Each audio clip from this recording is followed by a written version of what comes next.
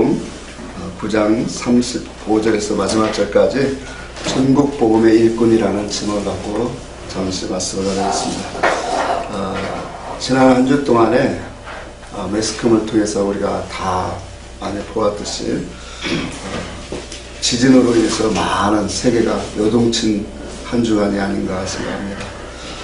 태평양을 중심으로 불의 고리라고 하더라고요. 불의 고리에 걸친 그 지축에 걸린 나라들이 크고 작은 지진을 통해서 많은 사람의 사상자가 났고 또 고통을 당하는 모습을 우리는 텔레비를 통해서 보았습니다. 우리가 이러한 이 소식을 뉴스로 전해 받으면 불쌍한 마음, 긍휼히 여기는 마음에 다 한결같이 들어요. 또 우리가 인간 시대인가요? 세상은 이런 일인가 하여튼 텔레비 잘 모르는데 그런 텔레비에 보면 이 질병으로 인해서 그런 고통당하는 사람들을 우리가 보면 참 마음이 이 간절해지고 같은 마음이 이 품어질 때가 있어요. 그래서 많은 사람들이 후원도 하고 이런 것들을 보는데 저 오늘 본문의 말씀에 주님이 연약한 사람, 질병으로 여기 말씀에 있죠. 모든 병과 모든 약한 자들을 고쳐주시면서 그들을 불쌍히 여기셨다. 그렇게 말해요. 그러면 주님이 이와 같은 불쌍히 여기는 마음은 어떤 마음에서 어떤 중심을 가지고 어떤 생각에서 긍휼히 여기고 불쌍히 여기시느냐는 거예요. 그러니까 우리 이 인간처럼 육적인 감정으로 또 세상적인 그러한 이 보이는 현실 속에서 어려움을 당하고 고난을 당하고 먹지 못하고 질병 속에 고통당하는 사람들을 바라보면서 우리와 같은 감정을 갖고 주님이 불쌍히 여기시고 그들을 긍휼히 여기셨냐는 거예요. 우리가 하나님의 말씀을 들을 때, 볼 때 어떠한 기준과 어떠한 눈을 가지고 말씀을 보느냐는 참 중요합니다. 왜 그러냐면 우리가 주님을 닮는다고 하잖아요. 우리의 신앙의 목적은 주님을 닮아가는 거예요. 근데 주님을 닮아가려면 항상 하나님의 말씀의 지혜와 지식이 오야 돼요. 그럼 그 지혜와 지식 속에는 곧 뭐가 있냐면 하나님의 마음과 의사와 뜻과 목적이 다 담겨져 나와요. 다시 말하면 그리스도의 마음과 뜻을 우리가 알아야 그리스도가 어떤 마음을 갖고 이 세상을 살펴보셨고 긍휼히 여기셨는가를 알게 된다는 거예요. 그러면 우리가 예수를 닮는다고 해서 예수님이 어렵고 불쌍한 자들을 긍휼히 여기시고 도와주셨다라고 하신 것을 보면서 우리도 예수님 닮아야지 하면서 어려운 사람을 도와주고 불쌍한 사람 찾아가서 건지는 그 일을 할 것이냐. 물론 우리는 그 일을 해야 돼요. 그건 우리의 삶 속에서 그냥 기본으로 나와야 돼요. 근데 성경이 그것 때문에 주님이 하신 일은 아니다라는 거예요. 그러니까 어떤 지식을 갖고 우리가 신앙생활하냐는 것은 주님을 닮아간다는 것은 어떤 육적인 표면적으로 주님이 윤리 도덕적으로 많은 사람들을 긍휼히 여기고 불쌍히 여긴 그 모습으로 닮아가는 게 아니라는 거예요. 말씀을 들을 때도 그래요. 지식적으로 어떤 하나를 깨닫는 게 중요한 게 아니라 그 말씀 속에 주님의 마음을 깨달아야 돼요. 주님이 어떤 사상을 갖고 어떤 목적을 갖고 이와 같은 말씀을 하시고 이와 같은 일을 행하시는가를 들어야 우리 속에 주님의 마음과 사상이 와지는 거예요. 어제도 우리 가족 추도 예배를 이제 시골에 가서 드렸는데 그런 얘기를 했어요. 북한 공산당이 왜 무서운지 아세요? 사상이 들었기 때문에. 사상이 어렸을 때부터 사상 교육을 아주 철저하게 들어서 그 사상이 몸에 배버렸어요. 그러니까 그전에 대군가 어디에 이 응원단 왔을 때도 보니까 엄청나게 비 오는데 뭐 북한 국기인가 뭐 그거 사진인가요? 그거 걸어놓는데 비 오는데 걸어놓고 그거 바라면서 울고 있잖아요. 그거 왜 그렇습니까? 사상이 그렇게 들었기 때문에. 신앙생활도 같은 거예요. 사상이 들지 않으면 그리스도의 사람이 안 돼요. 그러니까 그리스도의 마음과 정신이 올라가고 보니까 그리스도의 지혜 지식이 와지하죠. 이걸 마태복음 11장에서는 주의 멍에를 맨다라고 표현한 거예요. 내 멍에를 메고 배우라 그랬잖아요. 그러니까 주님의 마음과 사상과 정신을 갖고 살면 그게 주님 따라가는 길이단 말이에요. 그냥 예수님이 착한 일하고 어려운 사람 돌봐줬으니까 우리도 그렇게 해야지. 구약성경에 그렇게 했거든요. 고아와 가부를 어떻게 해라? 불쌍히 그거 돌아보라 그랬잖아요. 그러니까 그들에게는 진리가 감춰졌기 때문에 그 말씀의 겉에 표면으로 진짜 고아를 돌아보고 불쌍히 여기고 가부를 돌아보는 그런 것으로 하나님 앞에 너희가 의를 행하는구나 그렇게 얘기했잖아요. 그런데 신약에 와서는 그런 뜻으로 준 게 아니라는 것을 진리로 우리에게 벗겨주셨잖아요. 고아는 누구예요? 부모를 잃은 자잖아요. 하나님의 백성이 창조자 되시고 우리를 구원하시는 우리의 아버지 되시는 그분을 잃은 영혼들을 너희들이 돌아보고 불쌍히 여겨라. 또 믿음으로 살려고 애쓰고 힘쓰던 그러한 믿음의 아내들이, 믿음의 여자들이 남편을 잃었잖아요. 은혜 받을 때 그렇게 좋아하고 하나님 없이는 예수만 가장 우선으로 섬기는 우리나라의 이 소녀들, 그 신앙이 지금은 시대가 20년 30년 지나면서 다 신랑 대신 예수를 잃어버렸잖아요. 그래 안 그래? 이제는 복음이 왔으니까 이걸 다 우리에게 뭐예요?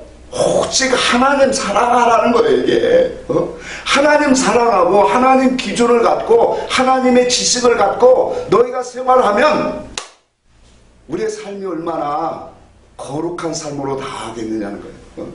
그러니까 예수 그리스도의 신앙 정신, 그 믿음의 기준을 가지지 않으면 우리는 얼마든지 뭐예요?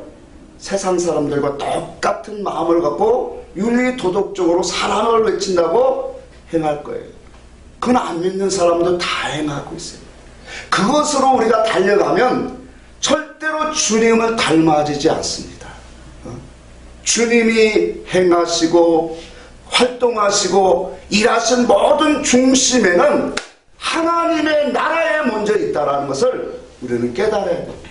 그러니 우리도 우리의 모든 삶의 중심이 하나님 나라, 천국, 진리의 사상을 가지고 배면 어떤 사건과 어떤 일들을 만나고 어떤 환경에 부딪혀도 항상 뭐부터 생각해요? 하나님 나라, 내 영혼 중심부터 생각하게 되죠. 그러니 예수 안 닮아질 수 있겠느냐고요. 그런데 말씀을 지식으로만 딱딱 따먹고 이런 거구나 이런 거라 하면 물론 그것도 처음에는 필요해요. 근데 왜 우리가 변화될 수밖에 없느냐면 진리 안에 생명이 있는 거거든요. 그러니까 요한복음 14장 6절에 나는 길이요, 예수님은 길이요 진리요 생명이라고 했잖아요.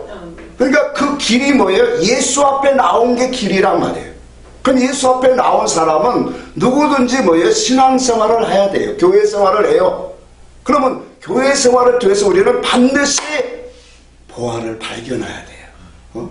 그게 마태복음 13장 44절이에요. 밭에 일하다가 무엇을 발견한다? 보화를 발견해요. 그게 예수 그리스도 진리란 말이에요. 우리는 신앙생활하면서 교회 생활하면서 우리의 모든 삶 속에서 보화를 발견해야 돼요. 진리를 발견해야 됩니다. 그럼 진리가 뭐예요? 성경 속에 있는 그 말씀의 이치단 말이에요. 영의 뜻이단 말이에요. 그것이 발견되어지면 교회에서뿐만 아니라 삶 속에서도 모든 것이 뭐예요? 하나님이 기뻐하시는 영의 이치를 끄집어내기 시작해야 돼요. 그러니까 모든 삶 속에서 구원을 이루는, 이렇게 될 수밖에 없는 것이 진리 안에 생명이 있기 때문에 그래요. 근데 진리를 우리가 먹지 않으면 아무리 충성봉사를 열심히 해도 뭔가가 된 것 같고 뭔가 충만한 것 같고 은혜 받은 것 같은데 얼마 안 돼서는 더 힘으로하고 왜 삶이 이럴까, 왜 나는 이럴까, 이렇게 돌아가. 그러니까 이게 반복되는 신앙에 그게 율법 안에 있었던 거예요. 이런 모든 것들은 아직도 우리의 신앙생활이 진리를 만나지 못했던가, 아니면 진리를 만나놓고도 가늠한 여인처럼 음행하는 사람들이에요. 그래서 오늘날 이 말씀을 우리가 깨닫는 그 중심이 얼마나 중요하냐면 그 사람 믿음이 거기에 머무르게 되기 때문에 그래요.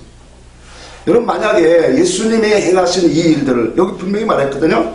불쌍히 무리들을 보시고 불쌍히 여기시고 긍휼히 여기셨단 말이에요. 근데 그 예수님이 행하신 것이 우리의 육적인 감정과 같이, 우리의 마음과 같이 어려운 사람, 불쌍한 사람, 질병으로 고통당하는 사람은 우리는 능력이 없어서 고쳐주지 못하지만 주님이 그 마음을 갖고 고쳐주셨구나, 그렇게 우리가 깨닫는다면, 만약에 우리의 환경과 모든 형편이 되어지면 우리도 그 주님의 일을 한다면 아까도 말한 것처럼 그 일 할 거예요. 고아원 쫓아다니면서 또 어려운 독거노인들 쫓아는, 저도 그런 일 해봤어요. 독거노인 빵도 넣어주고. 그러니까 그런 것이 중요한 게 아니라 그런 삶을 통해서 신앙이 거기에 머물러 있는다라는 거예요. 그러니까 진리가 되지 못하겠죠. 그래서 오늘 우리는 이와 같은 말씀을 통해서 주님의 마음을 우리는 좀 이해해야 돼요. 왜 주님이 어떤 마음과 어떤 사상을 가지고 이와 같은 일들을 하고 있는지. 한번 봅시다. 36절 봅시다. 36절 같이 한번 보겠습니다.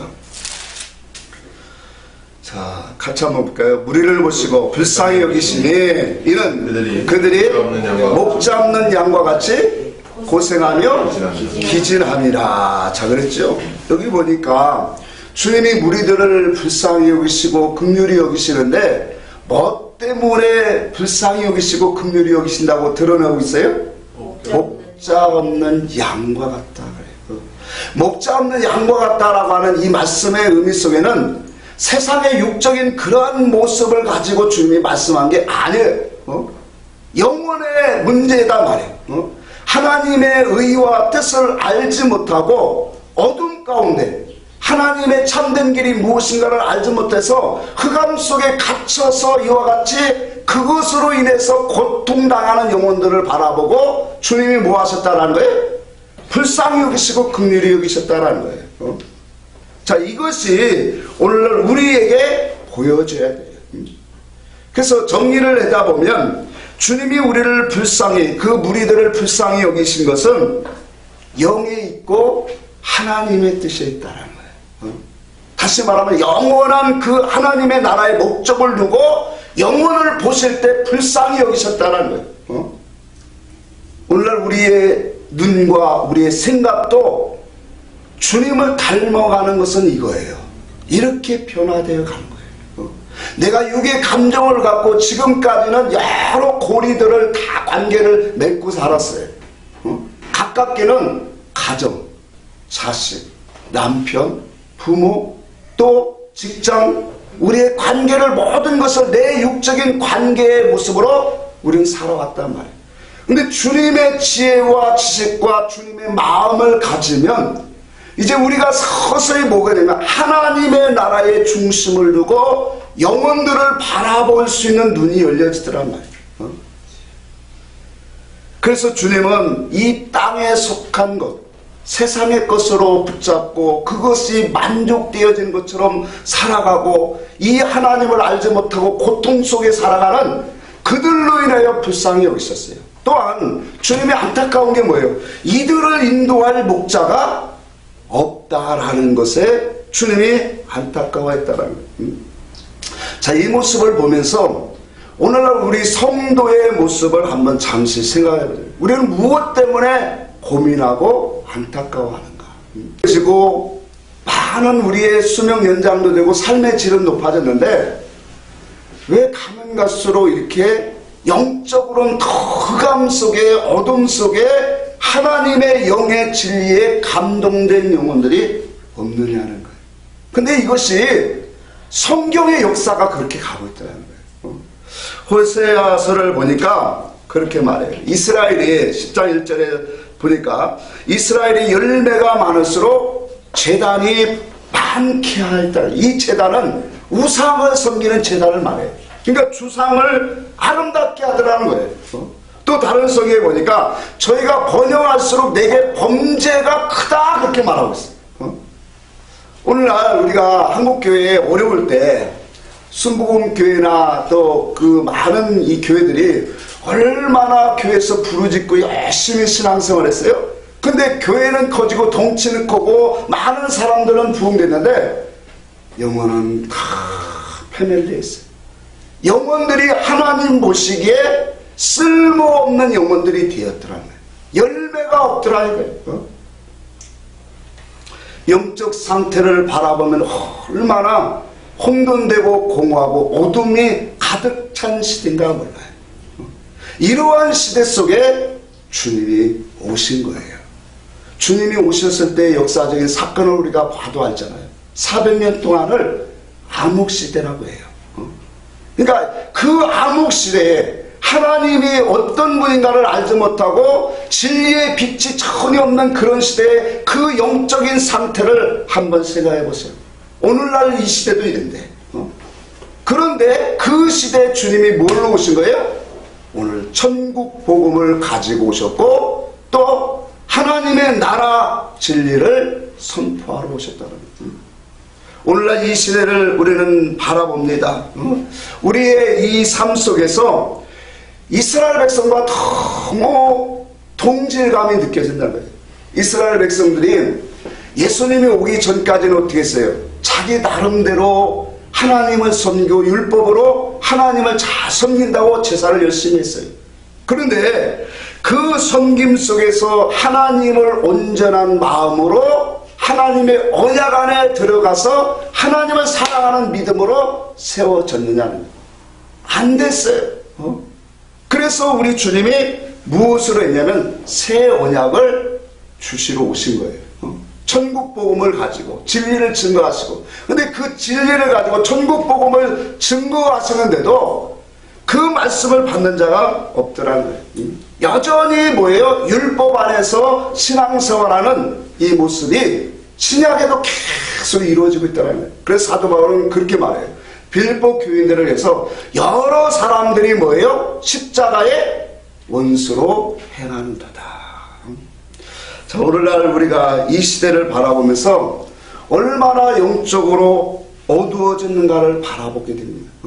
십자가의 원수로 살아가는 이 시대 속에서 오늘날 우리는 하나님 앞에 깨어야 될 때가 됐어요.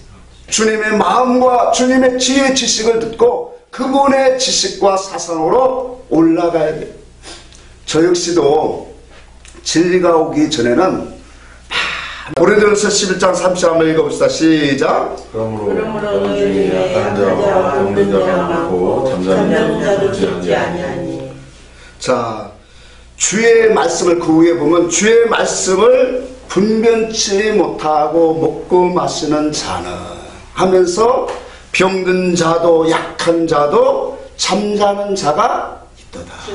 물론 이 말씀은 뭐예요? 성찬식에 대한 말씀으로 나온 거예요. 영적으로 우리에게 교훈하는 게 뭐예요? 주의 말씀, 주의 몸이라는 것은 주의 말씀을 우리가 영과 진리로 먹지 못하면 어떻게 된다는 거예요? 약한 자가 되어지고 또 병든 자고 잠자는 자가 되어져요. 당연한 거예요. 우리가 주의 말씀을 영으로 진리로 먹지 못하면 영적 생명의 힘이 능력이 나오지 않기 때문에 이러한 것들을 반복하시는 거예요. 그러니 주님이 보실 때 주의 말씀을 영으로 진리로 받아먹지 못하는 그 영혼들의 삶의 형태가 나온 게 뭐예요? 약한 자와 질병 속에 있는 자들을 불쌍히 여기신다. 오늘 우리는 내 영혼이 하나님의 말씀을 잘 먹어야 돼. 그래서 말씀 속에는 율법으로는 안 된다라는 것을 너무나 우리에게 강조하신 거예요. 왜? 율법 속에는 진리가 감춰져 있고 생명의 역사가 없기 때문에 단순히 지켜 행하는 종교의 행위이기 때문에 그런 거예요. 우리 주님은 진리 자신이고 생명 자체예요.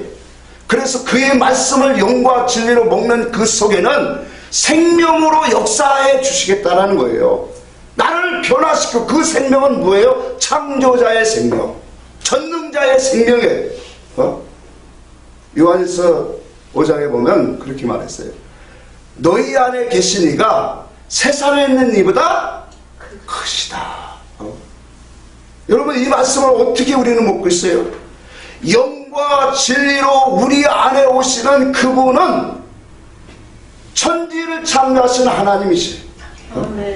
그 말씀이 내 안에서 살아 움직이면 세상에 있던 모든 세력, 흑암의 세력, 악한 영들까지, 우리를 미혹하는 모든 것까지, 세상의 지혜, 지식, 사람이 판단하는 사고 판단까지 모든 것을 다 이기고 물리치는 능력이 내 안에서 나오십니다. 그게 누구냐면 바로 우리 안에 거하시는 그리스도다 말이에요.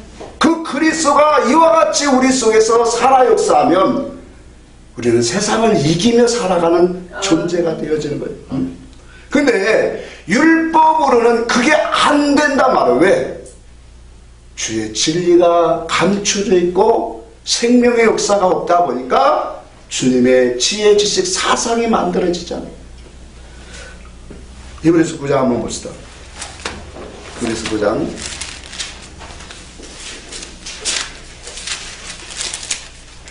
히브리서 9장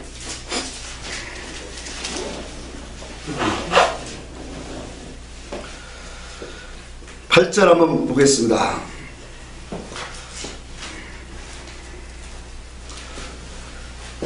같이 한번 읽어볼까요? 시작. 성령이 이로써 보이신 것은 첫 장막에 서 있을 동안에는 성소에 들어가는 길이 아직 나타나지 아니하였다 그랬죠.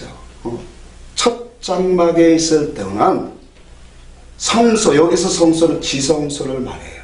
하나님의 임재, 하나님의 그 영광을 보는 그 속에 들어가는 길이 어떻게 됐다? 막혀져 있더라는 거예요.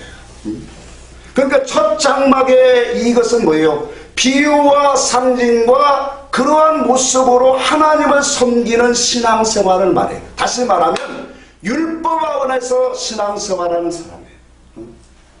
물론 역사적으로 우리가 구분을 하면 예수님이 오신 이후로는 우리는 복음시대라고 해요. 그렇죠? 그러나 복음시대 안에서도 하나님의 말씀을 영과 진리로 못 먹는 사람은 오직 뭐예요? 여전히 어디에 머무는 거예요? 율법 안에 머물러 있는 거예요.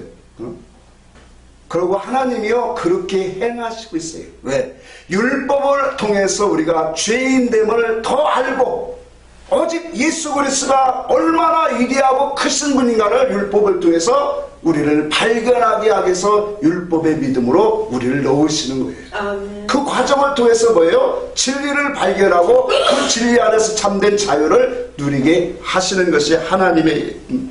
그래서 여기에 보면은 율법으로 우리가 드려지는 모든 신앙생활은 그 양심상 온전히, 그 밑에 보니까 온전해질 수 없다 그렇게 말하고 있어요. 9절에 말하죠. 이 장막은 현재까지 비우니 이에 따라 드리는 예물과 제사는 섬기는 자는 그 양심상 온전하게 할 수 없나니. 율법으로 섬기는 것은 우리의 영혼을 온전하게 만들지 못한다는 거예요. 왜? 주님이 오셔야 되잖아요. 진리가 오야 주님이 오야 하늘의 것을 가져야, 하나님, 다시 말하면 하늘의 것이라는 것은 하나님의 것을 가져야 내가 온전해져 가는 거예요. 그렇다고 육신적으로 막 그렇게 삶이 반듯하고 온전한 이것을 말하는 게 아니라 나의 마음과 생각과 활동성이 하나님 중심으로 가는 것이 온전해지는 거예요. 성경에 보면 아강 왕이 나오죠. 아말렉의 왕 아각 왕이, 그가 끌려와서 사무엘이 왔을 때 뭐라고 얘기하고 있죠? 이제 내 생명이 죽음에서 벗어났구나. 사무엘 선지자에게 오라고 하니까 왜? 하나님의 사자, 선지자인데 그 사람이 나를 죽이겠는가, 그 생각을 한 거예요. 사울한테 잡혀있을 때는 아이고 내 목숨이 팔의 목숨인데 이제 선지자가 오라고 하니까 이제 내 생명이 살았구나, 그 생각을 한 거예요. 근데 도리어 선지자 사무엘은 그냥 쳐서 죽입니다. 엘리야의 밑에 사도가 누구예요? 엘리사지요.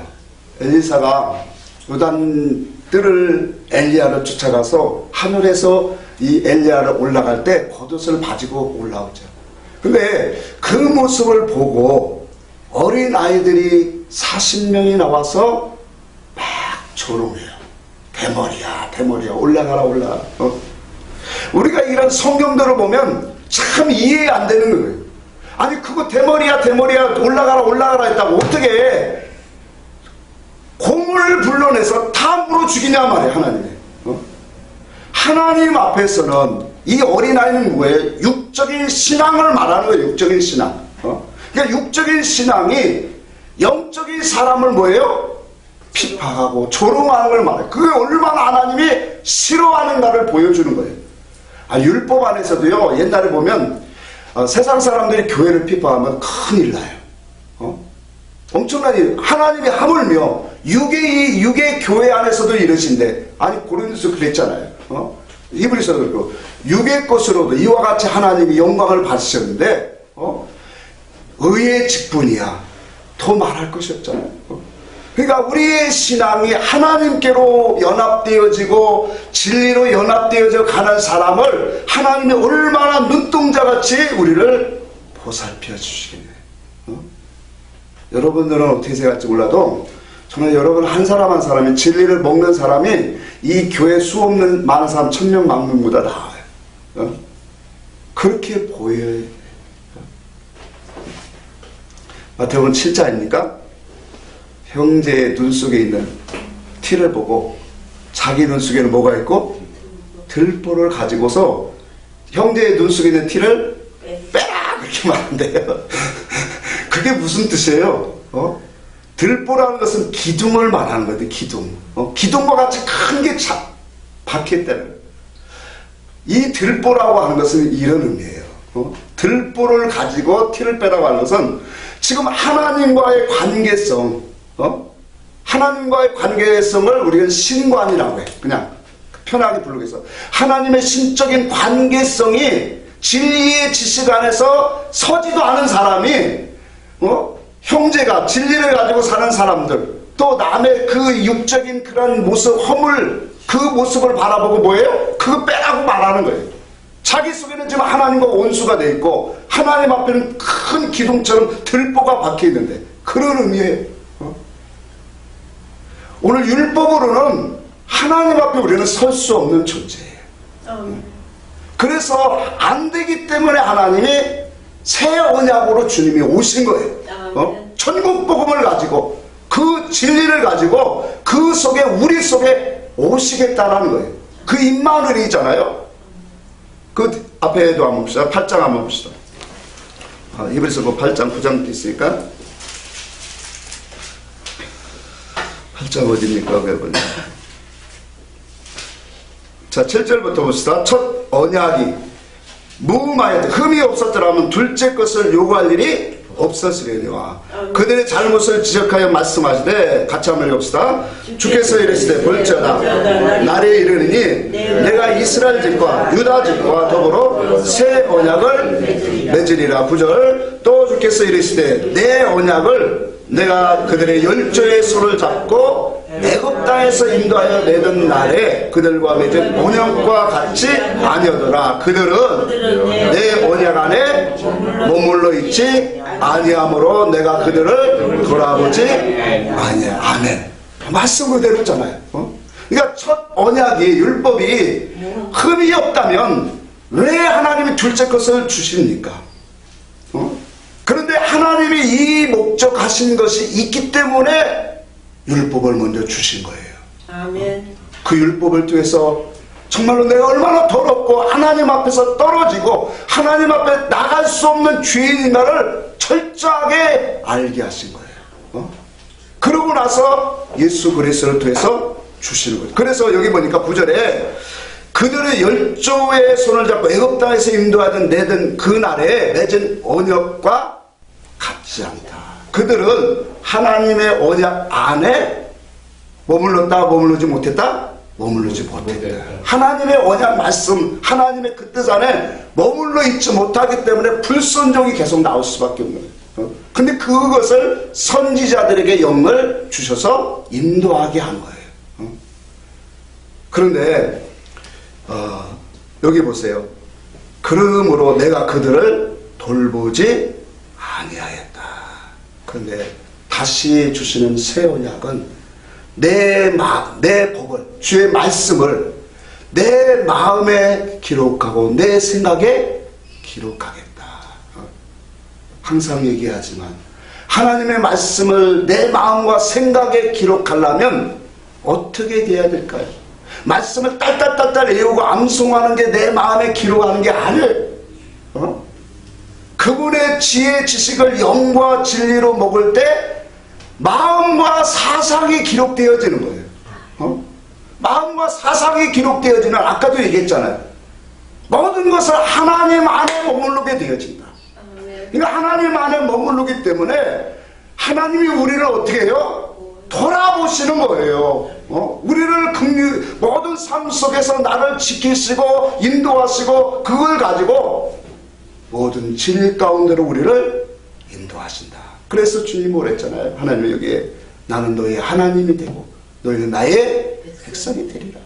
이제 언약의 완전한 언약이 우리에게 하게 됩니다.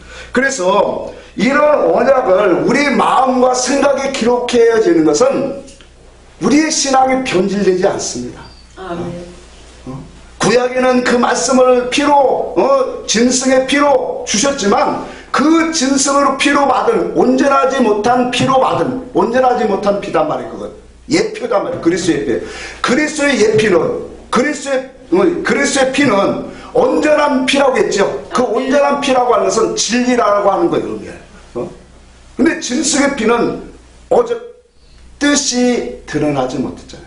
그래서 구약에는 너희들이 고기와 피를 같이 먹지 말라고 한 거예요. 왜? 그리스도가 오셔야 되기 때문에. 참된 피가 오야. 그래서 주님이 오셔서 말씀하시기를 이제는 뭐요? 내 살과 내 피를 받아 마셔라. 왜? 그 피는 언약의 피요. 그 피는 진리의 말씀이기 때문에 먹으라고 하는 거예요. 그래서 우리 이 새 언약은 영에 있고 생명에 있어요. 고린도후서 3장 같이 보고 갑시다. 고린도후서 3장. 자, 우리가 이와 같이 내 하나님의 말씀을 영과 진리로 먹으면 항상 이렇게 하나님의 마음과 지식이 우리 속에 기록되어지는 거예요. 여러분도 한날에 뭔가를 딱 박혀지는 않아도 말씀을 우리가 자꾸 듣다 보면 주님의 지혜 지식과 그 가치관과 목적관이 우리 속에 배어지게 돼 있다니까요. 배어지다 보면 나의 삶의 중심이 뭐예요? 그렇게 가게 돼 있어요. 그러던 때에 이런 마음을 갖고 내가 간절하게 되어지면 그 속에 생명의 역사가 확 들어오게 되는 거예요. 살리는 생명의 역사가 주님의 말씀, 이건 성경적으로 분명한 거란 말이에요. 그래서 무교병 떡을 먹고 나서 오순절 절기가 오는 거예요. 영적으로 우리에게 분명히 해석해 주는 거단 말이에요. 진리의 말씀을 먹고 그 말씀을 먹으면 그의 지혜, 지식, 사상이 들어오기 시작해요. 아직까지 내 속에 생명의 역사로 확 드러나들 못해. 나를 살려주질 못해. 왜? 그 말씀이 아직도 너무나도 나를 지킬 만한 힘이 안 돼. 그러나 내 마음의 중심이 하나님을 향하고 믿음으로 살려고 하는 열망과 열심을 갖고 그를 부르짖고 찾으면 때가 되었을 때 그 말씀 속에 생명으로 역사되어집니다. 아멘. 이게 살리는 영이에요.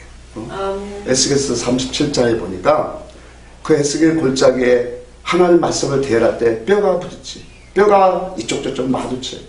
그러고 나서 살이 입혀지고 가죽이 입혀지고 그렇게 돼요. 근데 아직 뭐가 없냐? 생기가 없더라고요. 그 생기는 누가 불어넣으셔요? 하나님이 불어넣으셔요. 그래서 진리의 말씀을 가지고 입뼈 저뼈, 신앙생활은 이런 거구나, 이 말씀은 이런 거구나, 하나씩 하나씩 맺어져요. 거기에다 살이 하나씩 붙어지고 근육이 붙어져요. 그러다가 내 마음 중심에 하나님을 향한 불타는 마음이 막 올라올 때 성령의 생명의 법이 우리에게 싹 나를 사로잡아요. 아멘. 로마서 8장에 생명의 성령의 법이 그 역사가 우리 주님이 가라사대 하시는 말씀은 그 가라사대 같은 뜻이에요. 빛이 있으라 하시는 것 같은 다음이다. 이와 같은 역사가 오늘 복음을 듣고 나가는 모든 사람들에게는 다. 그래서 이와 같이 하나님은 우리에게 새 언약 안에 머무르기를 원하는 거예요. 예수 그리스도가 주신 그 천국 복음 진리 안에 머물러 있으면 다 하나님의 이와 같은 길로 만들어 가세요. 성경에요, 믿음의 사람들은 다 이 길 간 거예요. 이 길 안 가고는 세상을 이길 수 있는 힘이 없어요. 그래서 예수 그리스도는 어제나 오늘이나 영원토록 동일하시다. 진리의 역사는 아담이나 아브라함이나 모세나 다니엘이나 다윗이나 사도들이나 우리가 깨닫고 가는 모든 역사는 다 진리는 같은 역사로 같은 길을 가게 해요. 그래서 한 주, 믿음의 주여 온전케 하시는 예수를 따라가게 하는 거예요. 예수만이 우리의 스승이에요. 그분만이 나를 온전케 하여. 그래서 진리는 언약 안에 머물러요. 오늘 6절을 봅시다. 그가 또한 우리를 시작. 그가 또한 우리를 새 언약의 일꾼 되기에 만족하겠다는 기뻐하신다는 거예요. 새 언약의 일꾼 되기를 기뻐하시고 또 뭐라고 했어요? 하셨으니 율법의 조문으로 하지 아니하고 오직 영으로 함이니 율법의 조문은 죽이는 것이요 영은 살리는 것이요. 그냥 읽어도 답이 되지만 한번 또 봅시다. 여러분, 율법의 조문, 이건 옛 성경의 의문이라고 했어요. 의문의 개념.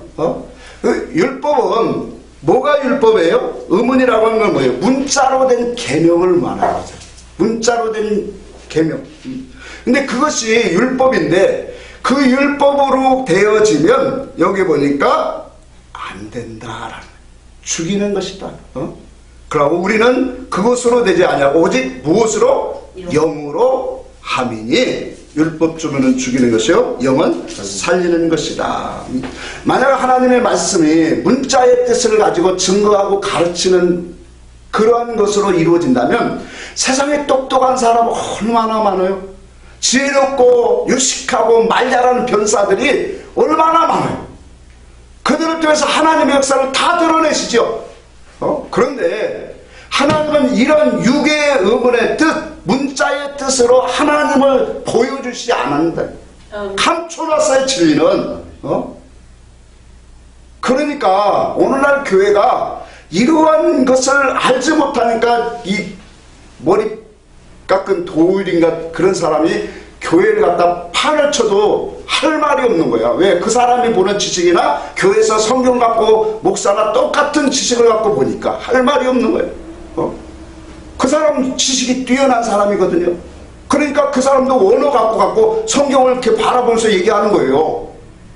근데 그 사람이 진리를 알고 얘기하느냐 말이에요. 하나님의 뜻과 우리를 부르신 목적, 우리를 이 땅에 보낸 그런 하나님의 목적도 모르면서 떠들고 있는데도 반박을 못해요. 왜? 원어 갖고 해석하면서 얘기를 하는데,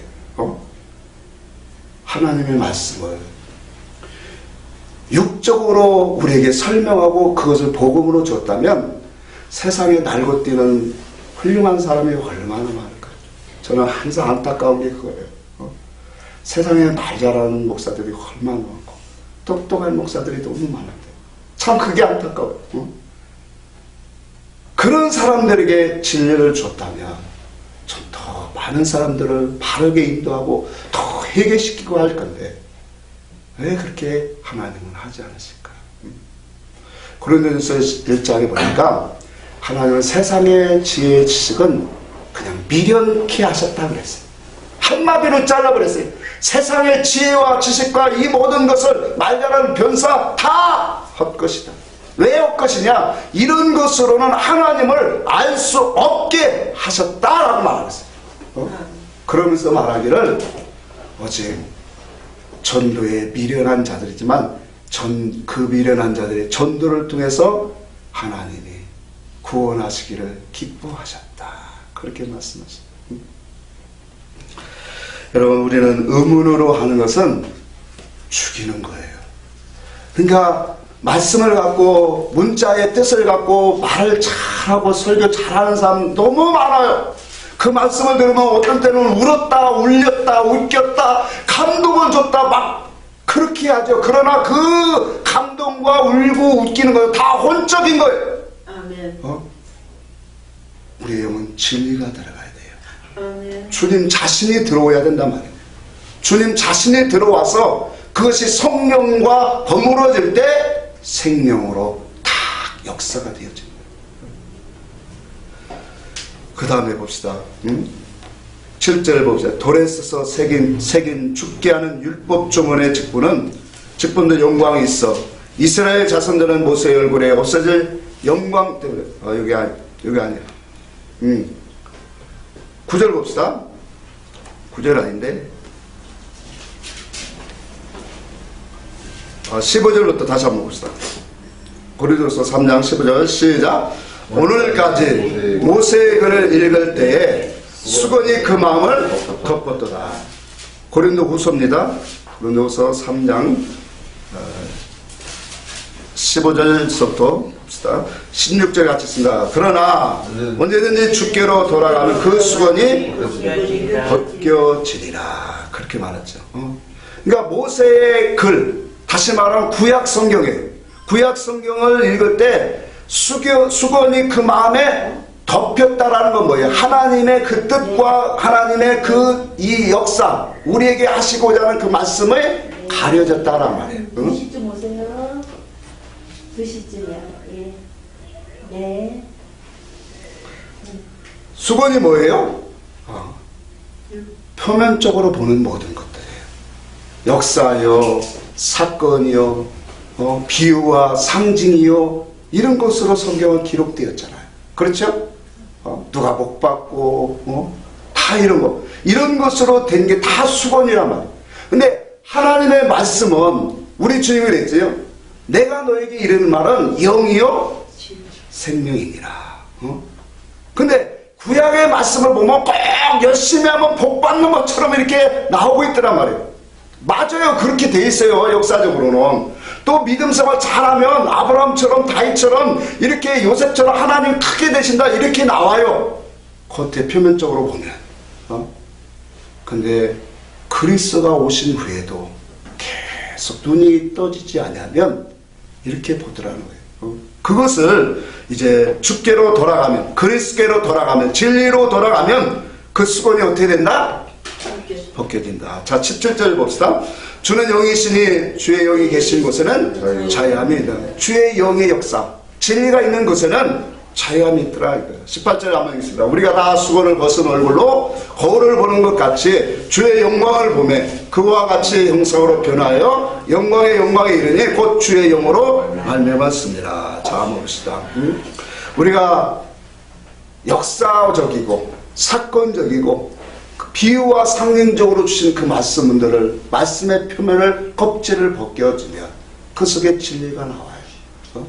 근데 이와 같은 이 수건을 벗은 얼굴로 하나님의 말씀을 보면 뭐가 보일까요? 아버지의 뜻이 나오고 아버지의 마음이 나오지. 오늘 본문에도 주님의 마음이 나오는 거예요. 주님이 불쌍히 여기고 긍휼히 여기는 마음이 육적인 그러한 마음에서 불쌍히 여긴 게 아니에요.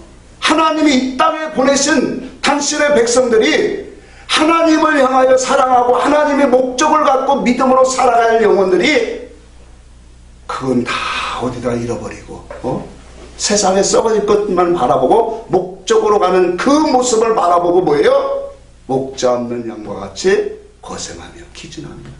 이게 주님의 마음이란 말이에요.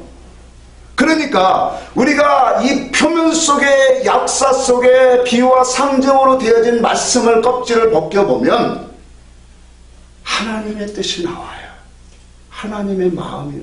그래서 여기서 표현한 게 뭐냐면 얼굴을 거울로 보는 것 같이 주의 영광이 보이더라, 그렇게 말하는 거예요.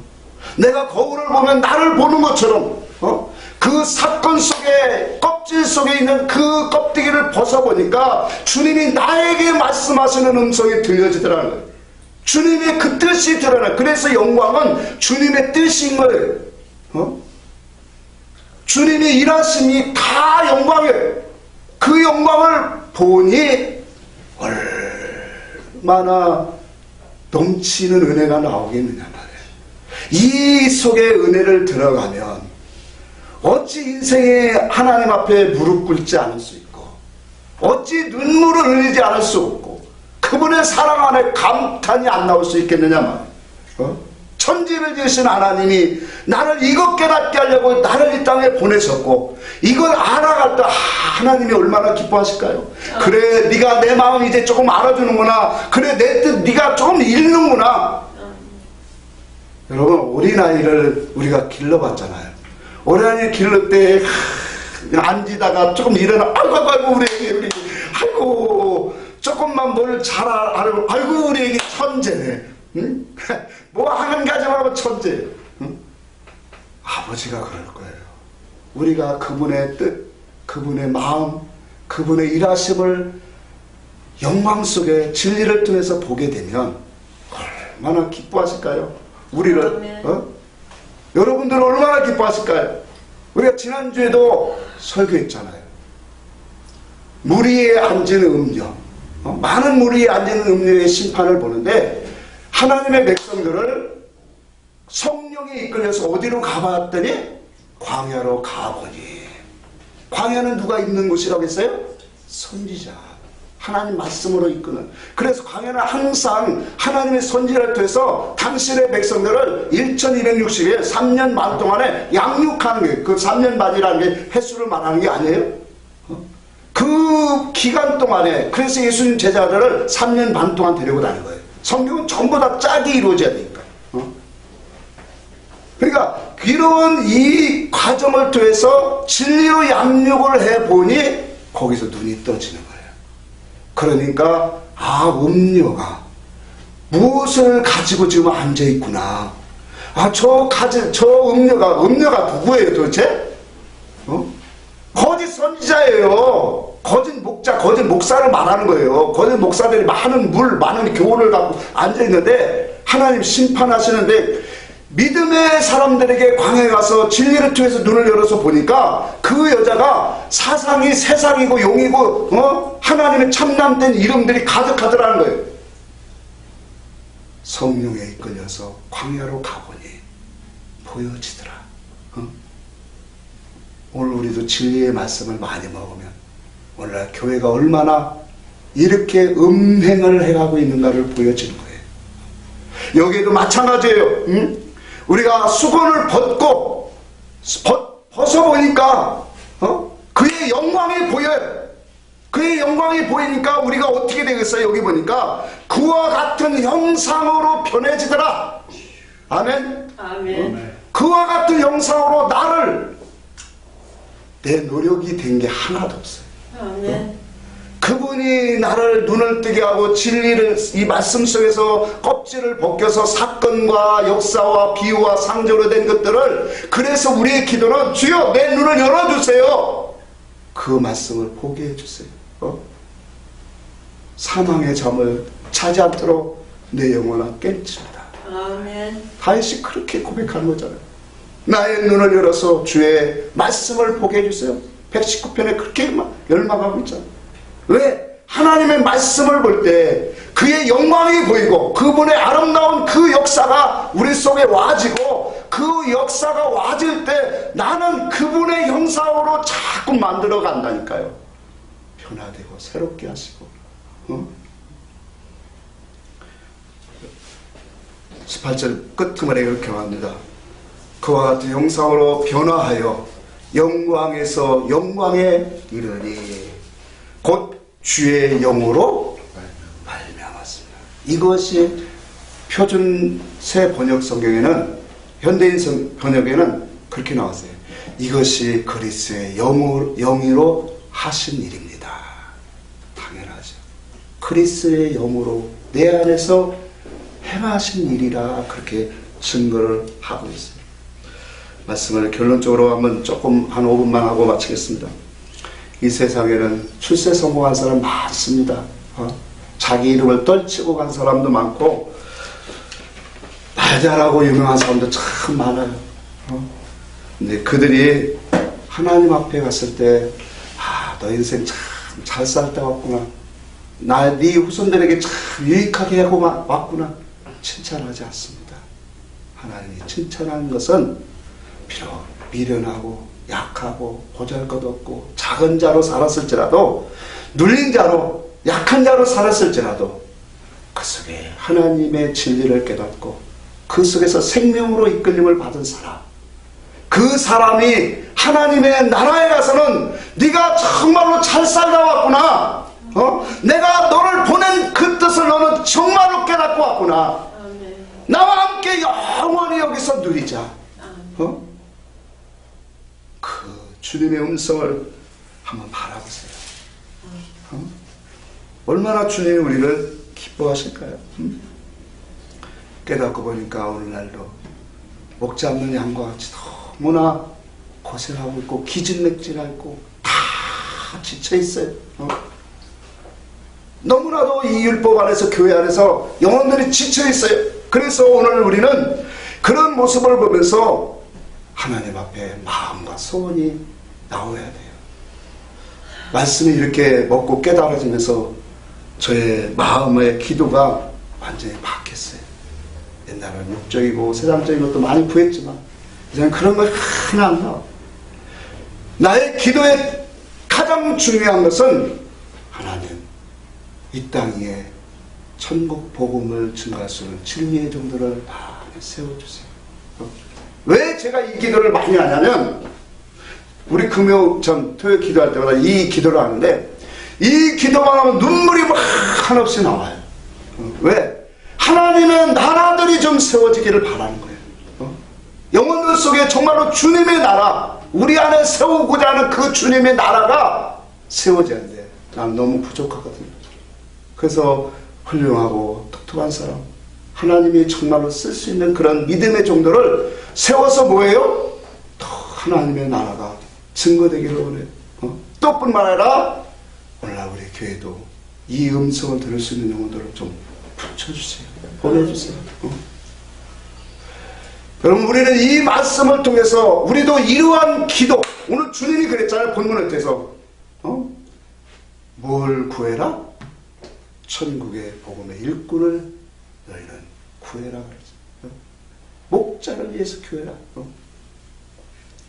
우리는 이 말씀을 잘 먹고 정말로 나 자신도, 우리 한 사람 한 사람이 하나님의 나라의 천국 복음의 일꾼으로 우리는 삶을 살아야 돼요. 어디를 가든지 무엇을 하든지 정말로 하나님의 말씀을 가지고, 우리는 믿음을 이렇게 가야 합니다. 천국 복음이 이런 겁니다. 그래서 얼마든지 하나님의 나라를 정말로 줄 수 있는 그런 믿음의 사람들이 우리 속에 다 세워지기를 주의 이름으로 축복합니다. 아멘. 찬송하겠습니다.